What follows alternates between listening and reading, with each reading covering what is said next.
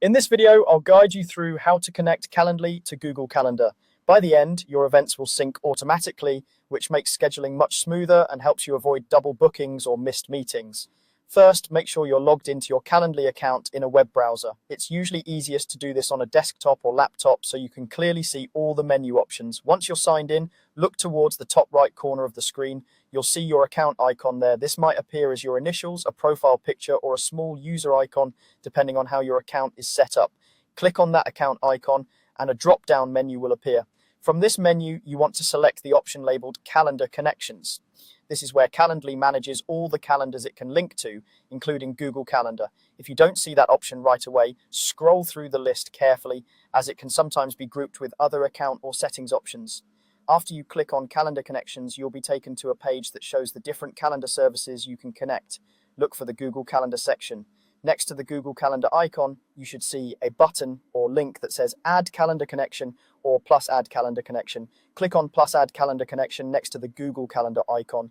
This tells Calendly that you want to link your account to Google so it can read your availability and add new events for you.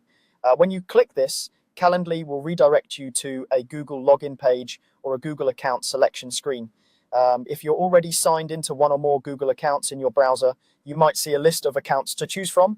Select the Google account that you want to connect to Calendly. It's usually best to pick the account that holds your main work or personal calendar, depending on how you plan to use Calendly. If you're not signed in yet, you'll be prompted to enter your Google email and password, then continue. Once you pick your account or log in, Google will show you a permissions screen. This is where Google explains what Calendly is asking to do, such as viewing your calendars and managing events. Take a moment to read through these permissions so you understand what access you're granting. When you're comfortable with the permissions, click the button to allow or accept.